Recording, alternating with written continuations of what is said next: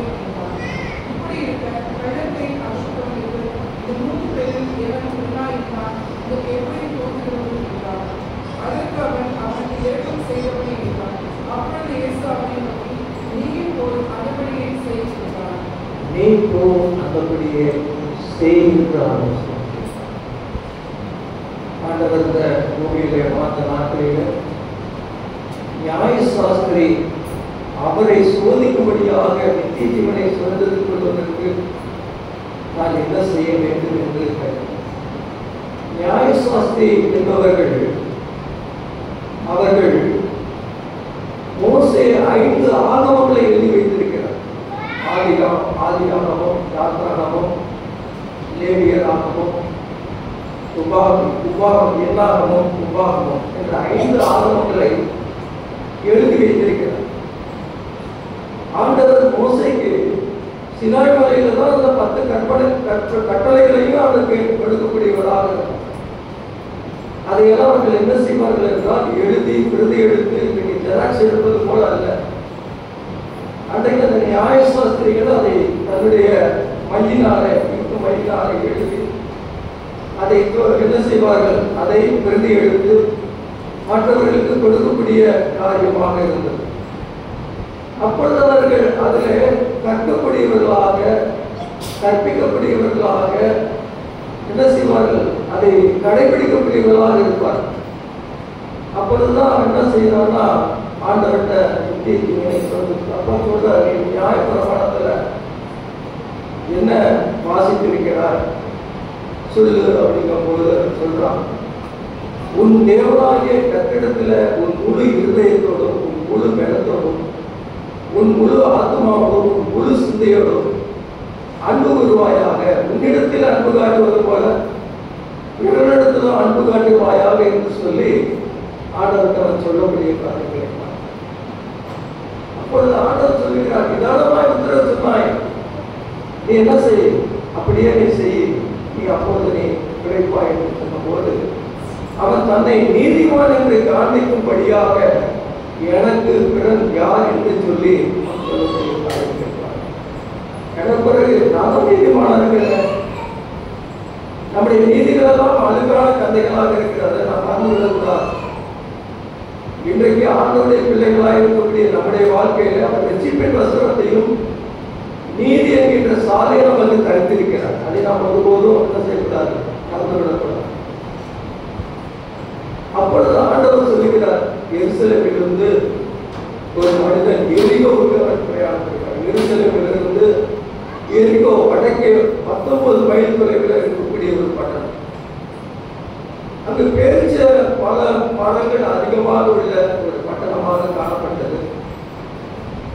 அப்பொழுது யோசுவா காலத்திலே மோசே மரித்து விட்டதாக யோசுவா என்ன செய்கிறார்? யோர்தானை கடந்து அந்த எரிகோவை முதல் முறையாக அதை பிடிக்க போகிறார். கானான் தேசத்துக்குள்ள அவர்கள் வந்துவிட்டார்கள். அப்பொழுது அவர்கள் அந்த எரிகோவை பிடிக்கும் என்பதாக ஆண்டவர் அவர்களுக்கு சொல்லுகிறார். ஒரு நாளைக்கு ஒரு முறை என்ன செய்ய, இந்த நகரத்தை மதில சுத்தி வாங்க, எரிகோ மதில சுத்தி வாங்க. 7வது நாள் என்ன செய்ய, 7 முறை சுத்தி வாங்க. உடன்படிக்கை பெட்டி போக வேண்டும். அதற்கு முன்னதாக 7 ஆசாரியர்கள் எக்காலம் ஊதிக்கொண்டே போக வேண்டும். அதற்கு பின்னால் யுத்த சம்பந்தர் போக வேண்டும். உடன்படிக்கை பெட்டி போக வேண்டும். அதற்கு பின்பதாக ஆசாரியர்கள் போக வேண்டும். அதற்கு பிறகு ஜனங்கள் போக வேண்டும் என்று சொல்கிறார். அவர்கள் 6 நாட்கள் 6 முறை ஒரு முறை சுற்றி வருகிறார்கள். 7வது முறை அவர்கள் 7வது நாளில் 7 முறை சுற்றி வரும்போது அவர்கள் எக்காலம் ஊதுங்கள் என்று அவர் சொன்னபோது, மக்களை ஆர்ப்பரிங்கள் என்று சொன்னபோது மக்கள் எல்லாரும் ஆர்ப்பரித்தார்கள். ஆசாரியர்கள் எக்காலத்தை நெடுமையாக ஊதினார்கள். அப்பொழுது அந்த எரிகோ மதில் என்ன செய்கிறது, அப்படியே எழுதுவோம். யாரும் சண்டை போடலை. யோசித்து பாருங்கள், ஆண்டவர் எவ்வளவு அற்புதமா செஞ்சிருக்கிறார். துதிக்கின்ற வேலையில அவர்கள் துதிக்கின்ற வேலையில எரிகோ கோட்டை கூட நசரித்து மண்மேடாக மாறிப்போம். அப்பொழுது சாபத்தீரானதை எடுக்கக்கூடாது. வெள்ளியை கொண்டு மற்ற காரியங்கள் எல்லாவற்றையும் ஆண்டவர்கள் பரிசுத்தமான அவைகளை சேர்த்து வைங்கள் மற்றும் சாபத்தீரானதை நீங்கள் எடுத்துக்கொள்ளாதீர்கள் என்று அங்கு கட்டளை இடக்கூடிய காரியங்களை பார்த்து அப்பொழுது அவன் சொல்லுகிறான், யோசுவா சொல்லுகிறான், இந்த எரிகோவை கட்டக்கூடிய மனிதனுடைய மூத்த மகன் என்ன செய்வான்? அந்த அலங்கத்தை கட்டும் போது என்ன செய்வான்? செத்து போவான். அவனுடைய இளைய மகன் என்ன செய்வான்? அவன் கட்டு வாசல் வைக்கும் போது அவனும் மறித்து போவான். இதை நீங்கள் 2 ராஜாக்கள் புத்தகம் 16:34 போடப்பட்டிருக்கிறது. ஆகாம் ராஜா காலத்தில் அவன் விக்கிரத்தோப்புகளை உண்டாக்கி அங்கு ஆண்டவருக்கு அருவருப்பான காரியங்களை செய்த ராஜா. அவன் காலத்துல பெத்தேல் ஊரானாகிய ஈயேல் என்பவன் தன்னுடைய அந்த அலங்கத்தை அவன் கட்டுகின்ற வேலையிலே மூத்த மகன் அபிராமை சாக கொடுத்தான்.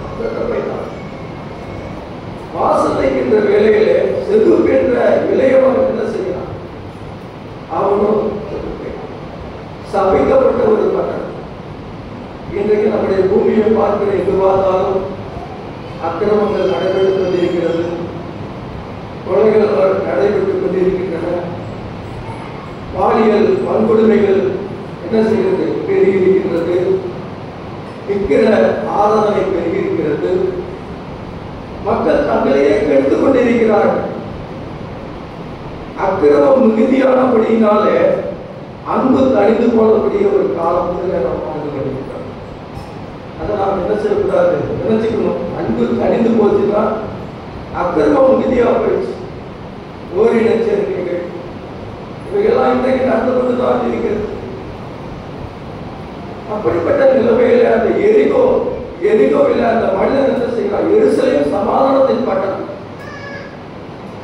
சமாதான பட்டணத்தில் இருந்து அந்த மனிதன் 19 மைல் நடந்து வந்திருப்பானோ அல்லது என்னன்னு தெரியல. கல்லர் கைகளிலே என்ன செய்தான்? அகப்பட்டான். அவருடைய வஸ்திரங்கள் எல்லாம் புரிந்து கொண்டு ட்ரெஸ்ஸெல்லாம் கட்டினார். அவனை காயப்படுத்துகிறார். குற்றுயிராக என்ன செய்கிறார்? வைத்து போயிட்டார். குற்றுயிராக வைத்து போயிட்டார். இன்றைக்கு மனிதன் குற்றுயிராக தான் வாழ்ந்து கொண்டிருக்கிறான். மனிதனுடைய இதயத்திலிருந்து பொல்லாத சிந்தனைகள், வேசித்தனங்கள், விபச்சாரங்கள், காம விகாரங்கள், மன்பின்கள், பெருமைகள், மதிகேடுகள் இதெல்லாம் செய்து 13 விதமான பாவங்கள் மனிதனுடைய வாழ்க்கையை குற்றுயிராய் வைத்துக் கொண்டிருக்கிறது. அப்படி குற்றுயிராய் இருக்கக்கூடிய அந்த இருதயத்தை கழுவி இருதயத்துக்குள்ளாக வாழும்படியாக அரசு வருகிறவர்கள் தான் இயேசு நம்முடைய உள்ளத்தில் வந்துட்டார்னா இந்த மாதிரியான பழக்கங்கள் நம்முடைய வாழ்க்கையில் வராது. அது மாத்திரமல்ல, பரிசுத்த ஆவியானவர் நம்முடைய உள்ளத்தில் எப்பொழுதும் இருக்கிறார். அதை நாம் மறந்து விடுகிறோம். அவர் இருக்கும்போது என்ன செய்வார்? அவர் ஒவ்வொரு நாளும் சர்வ சத்தியத்துக்குள்ளும் அவர் நம்மை வழிநடத்தி செல்லக்கூடிய வல்லமை உள்ளவராக இருக்கிறார். அப்பொழுது ஒரு ஆசாரியன் என்ன செய்கிறார் என்றால், அந்த பக்கமாக வந்து அவரை அந்த மனிதனை பார்த்துவிட்டு விலகிப்போம். இன்றைக்கு நம்முடைய வாழ்க்கையில நம்மை கத்த ஆசாரியர்களாக ராஜாக்களாக மாற்றியிருக்கிறார். மறந்துவிடக்கூடாதுதான். நம்மிடத்தில் அன்பு கூர்ந்து நம்முடைய இரத்தத்தினாலே நம்முடைய பாவங்களை கழுவி தமது தேவனுக்கு உள்ளதாக நம்மை ராஜாக்களும் ஆசாரியருமாய் ஆக்கின அவருக்கே கனமும் மகிமையும் துதியும் என்றும் உண்டாயிருப்பதாக என்று சொல்லப்பட்டிருக்கிறார். அந்த ஆசாரியனுடைய வேலை என்னவென்றால், அவன் பாவத்துக்காக பலி செலுத்துகிற வேலைகளிலே அந்த பலி செலுத்தக்கூடிய மிருகத்தின் இரத்தத்தை கொண்டு என்ன செய்வான்? அவன் பரிசுத்த ஸ்தலத்துக்கு, மகா பரிசுத்த ஸ்தலத்துக்கு வருஷத்துக்கு ஒரு முறை புனராசம் கடன் சென்று மனிதனுடைய பாவங்களுக்காக அவன் அந்த இரத்தத்தை சமர்ப்பிக்கக்கூடியவனாக. அது மாத்திரமல்ல, அவர்கள் உடன்படிக்கை பெட்டியை சுமக்கக்கூடியவர்களாக ஆசிரியர்கள் காணப்பட்டார்கள். ஆசரிப்பு கூடாரத்தில் உள்ள ஒவ்வொரு வேலைகளிலும் என்ன செய்வான்? அவன் ஆசிரியர் முதன்மையான இடத்தை பெற்றுக்கொள்ள முடியாதாக. லேவியன் கூட என்ன செய்யறான்? பக்கமாய் அந்த மனுஷனை பார்த்து விலகிப்போம். லேவியருடைய வேலை என்னவென்றால், அவர்கள் ஆசிரியப்பு கூடத்தில் உள்ள வாசஸ்தலங்களை என்ன செய்யணும்? எடுத்து கட்டணும், எடுத்து இறக்கி அந்த கூடார வேகம் கடந்து போகும்போது, பிரயாணப்படும் போது அவைகளெல்லாம் என்ன செய்யணும்? வழிவிடங்கள் மற்ற காரியங்கள் எல்லாமே என்ன செய்யணும்? அவர்கள் வழிவிடப்பட்ட எல்லா காரியங்களையும் அவர்கள் கட்டி தன்னுடைய தோலை சுமந்துக்கிட்டு அவர்கள் போவார்கள். மேலும் ஒரு இடத்துல நிற்கும் போது அவர்கள் அந்த இடத்துல டெங்கு அடிச்சிருவார்கள். ஆசிரியப்பு கூடார நடுவாக இருக்கும்.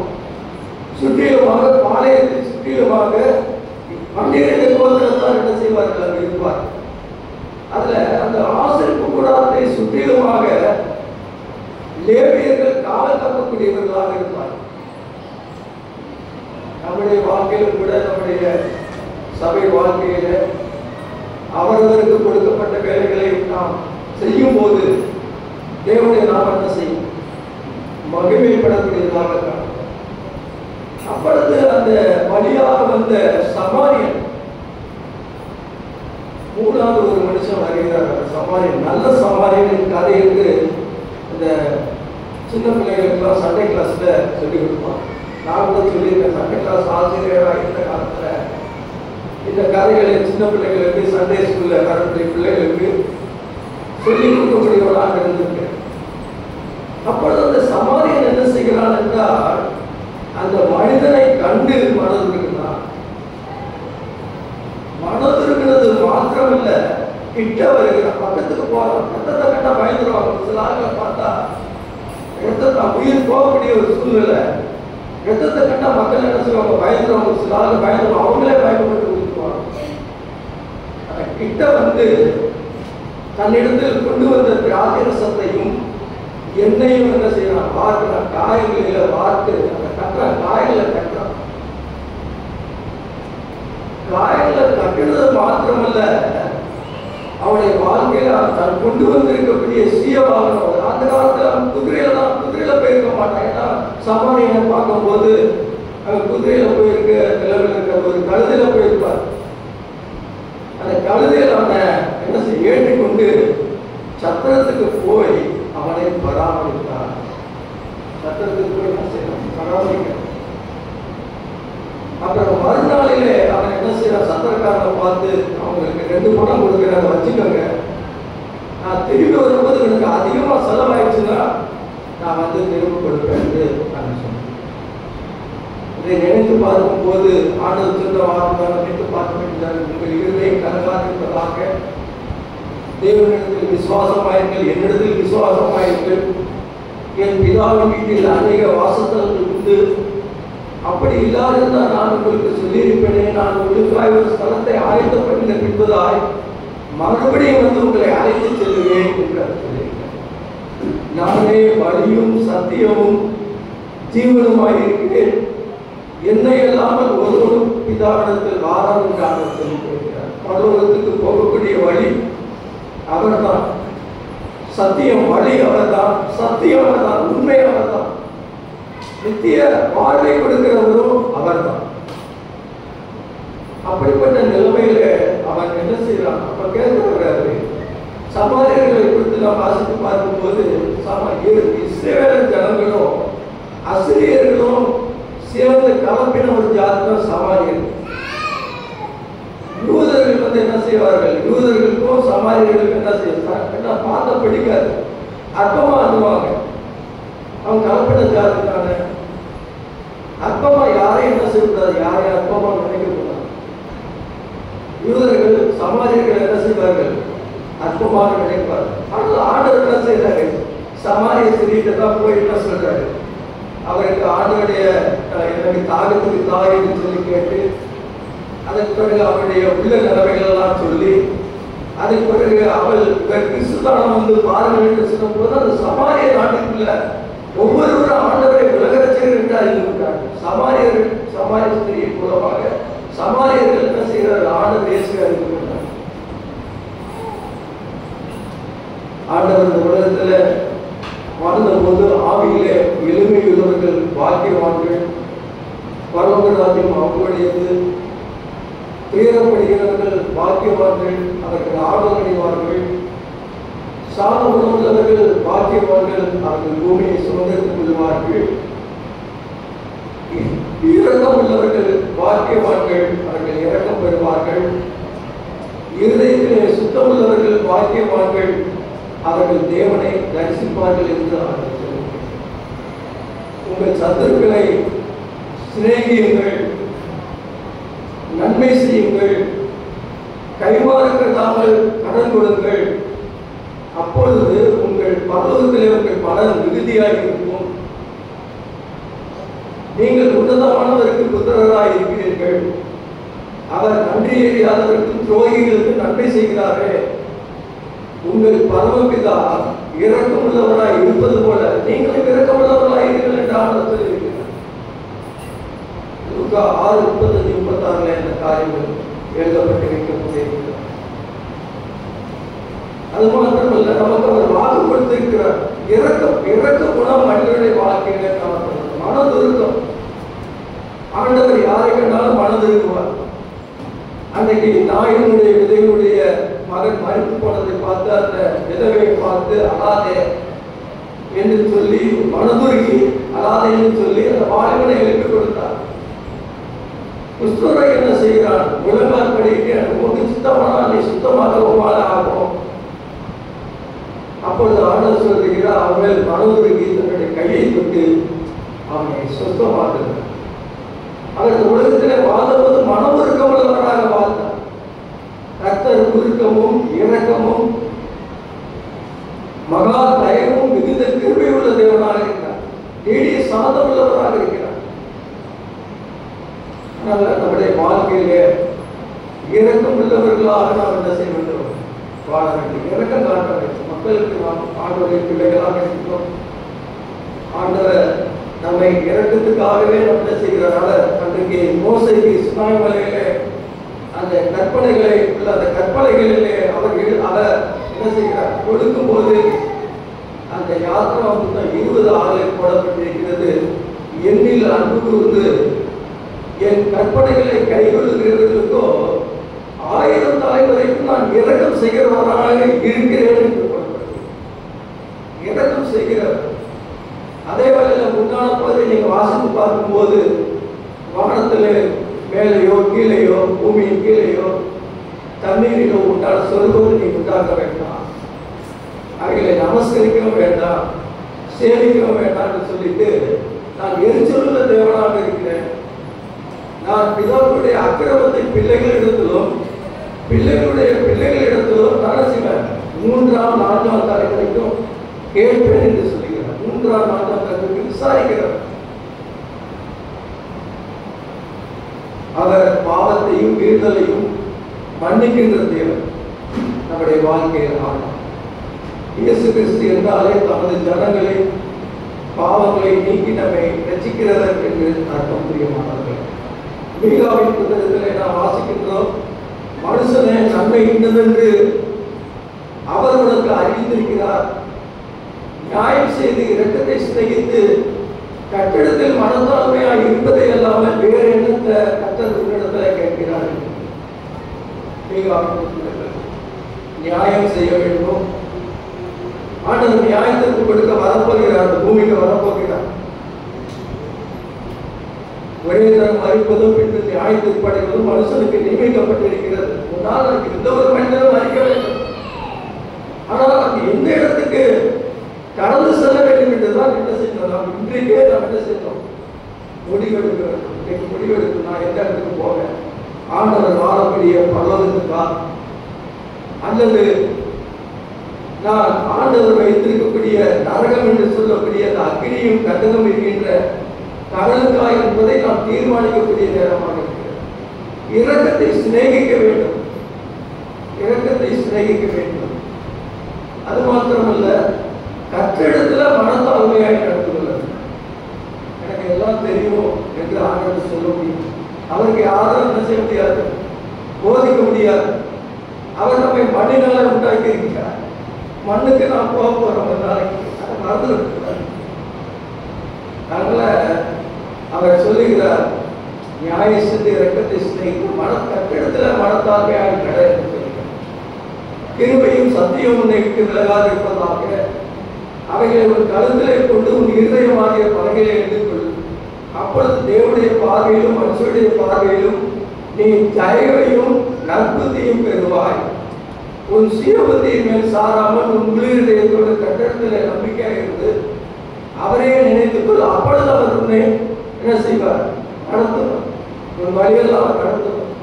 சுயபுத்தியின் மேல் சாரக்கூடாது. கிருபையும் சத்தியத்தை நாம் கழுத்தில் கொண்டவர்களாக நாம் காணப்பட வேண்டும்.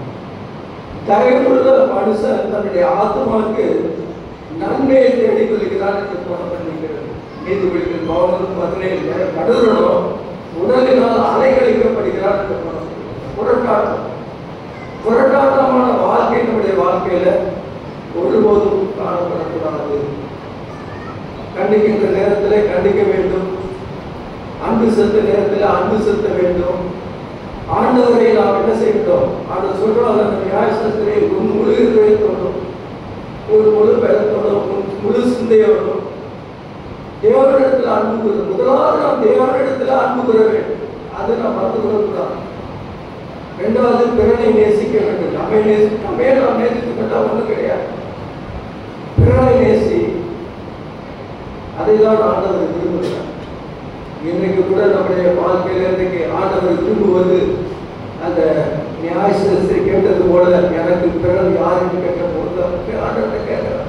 இந்த 3 பேர்ல யாரு உனக்கு பிறனா இருந்தாலும் சொல்லும்போது இரக்கம் செய்தவனே என்று நான் சொல்லக்கூடிய காரியங்கள்.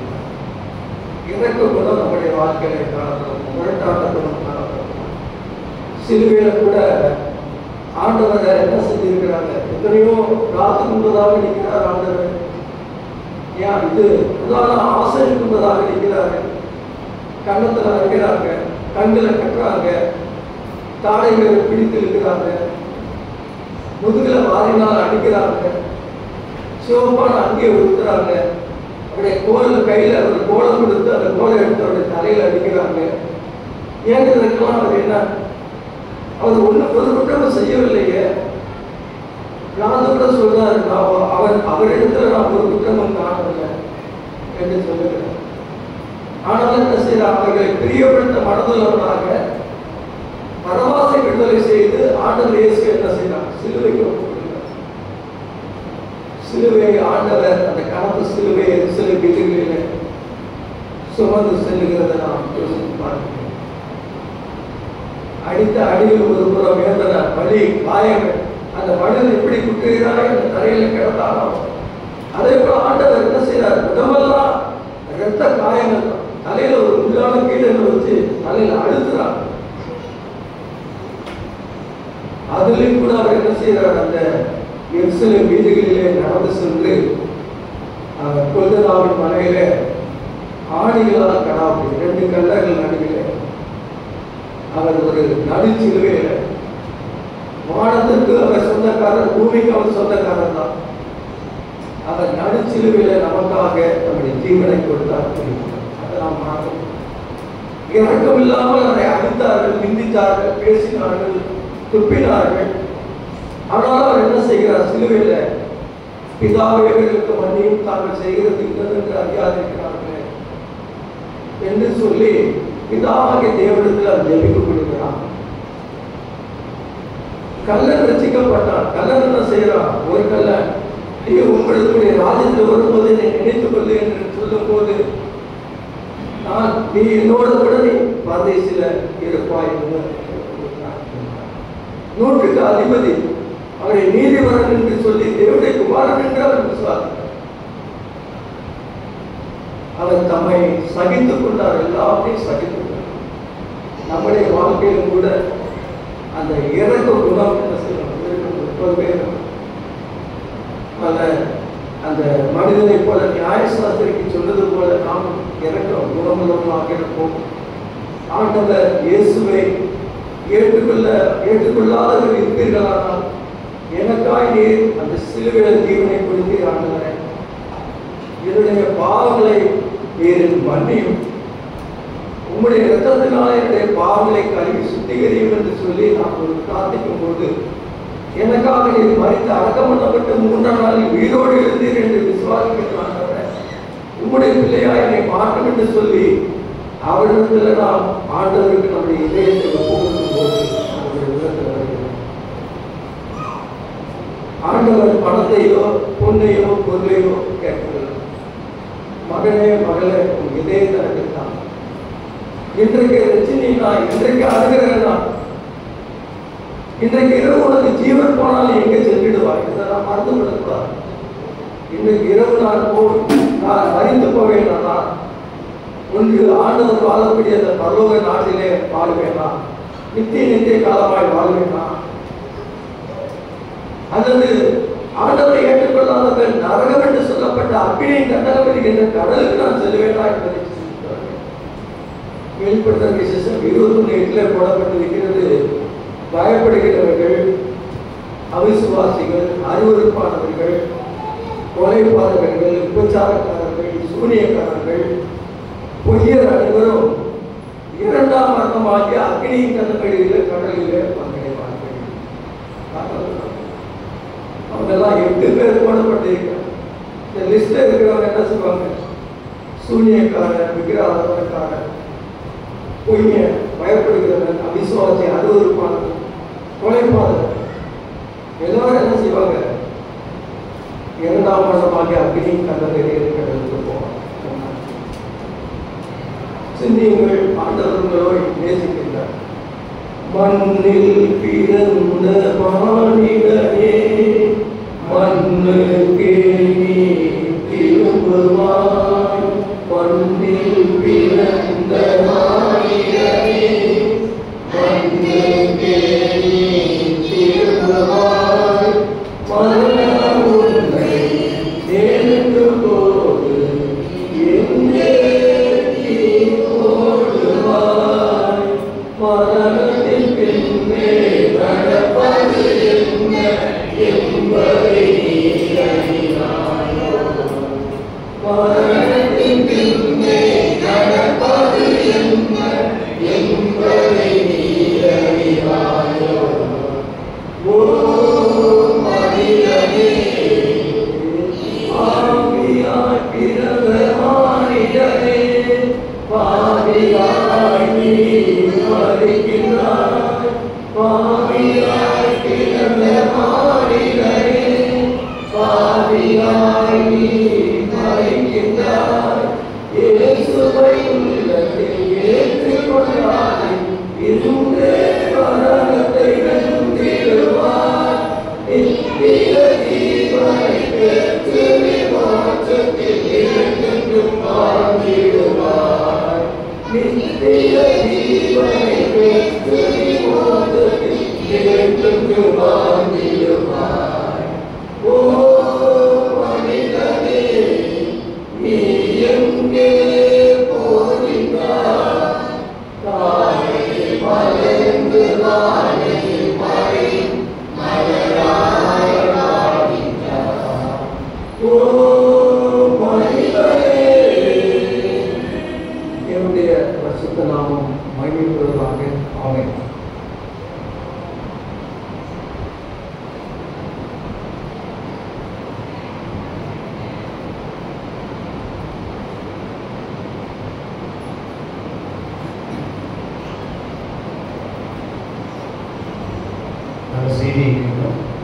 நேசித்து இந்த பொழுது முடியும். அன்பும் இறப்பும் எங்கள் நல்ல பிதாவே, சாயங்காலங்களை தந்ததாக நாங்கள் நன்றி செலுத்துகிறோம். பாடல்கள் மூலமாக ஸ்தோத்திரிக்கிற கிருபைக்காக நாங்கள் உங்களுக்கு நன்றி செலுத்துகிறோம்.